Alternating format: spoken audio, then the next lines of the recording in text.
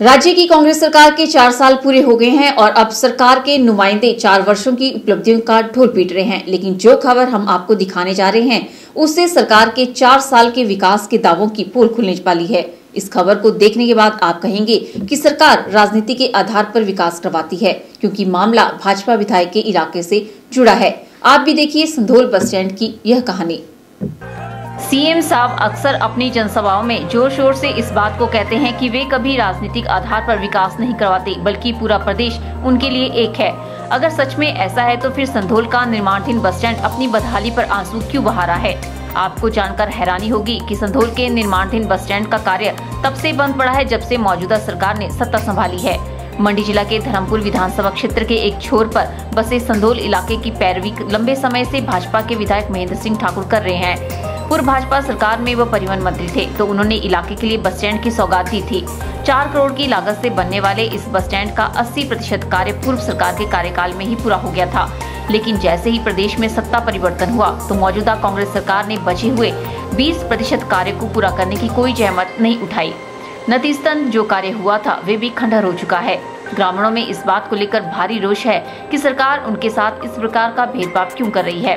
ग्रामीणों को आज दिन तक इस बात का पता नहीं कि बस स्टैंड का कार्य किन कारणों से बंद हुआ है। सत्ता परिवर्तन के बाद जो है ये काम तब से एक ईंट नहीं लगी हुई है। आप इसको देख सकते हैं कि ये ऊपर का जो इसमें जो सरिया एंगल जो यूज हुआ है ये भी खराब होने की कगार पे है। इस टाइम जो प्रेजेंट गवर्नमेंट है उन्होंने इसकी तरफ कोई सुध ही नहीं ली, कोई सुध नहीं ली इस सरकार ने। जो प्रेजेंट गवर्नमेंट है इस टाइम हिमाचल में, इन्होंने इसके बारे में, मुझे लगता है कि संधोल की जो इलाका है, जो लोग हैं, मुझे लगता है कि हिमाचल गवर्नमेंट उसको भूल चुकी है। यहाँ पे लोग रहते हैं नहीं रहते हैं उन्हें कोई मतलब नहीं है इससे।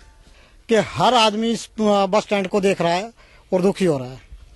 जितने भी संधोल पब्लिक है ये सब जहाँ यहाँ से गुजरते हैं और देख करके दुखी हो रहे हैं। अब ये नहीं समझ आ रहा है कि ये सरकार ने बंद क्यों किया और किस कारण बंद किया।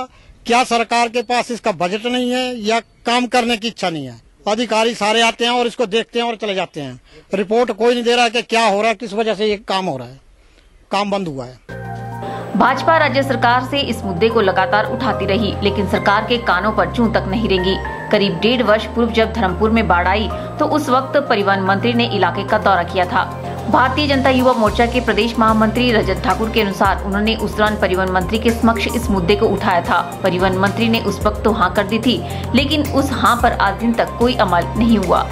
GS बाली जी धर्मपुर आए थे तो हमने उनको मांग पत्र सौंपा था, उनसे मांग की थी और उन्होंने माना था, उन्होंने विश्वास दिलाया था कि हम 1-1.5 महीने में जो है वो संधोल का बस स्टैंड का काम चालू करेंगे। पर बड़े दुख की से कहना पड़ रहा है कि प्रदेश की सरकार में कथनी और करने में बहुत बड़ा अंतर है। आज लगभग उस घटना को भी लगभग गुजरे हुए लगभग 1.5 साल हो गया और 1.5 साल में जो है एक ईंट भी जो है वो उसमें नहीं लगी, उस बस स्टैंड में नहीं लगी। तो मैं प्रदेश सरकार से मांग करता हूं, क्षेत्रवासियों की ओर से, संधोल वासियों की ओर से, कि जल्दी से जल्दी इस बस स्टैंड का काम जो है शुरू किया जाए ताकि जनता को जो है राहत मिल सके।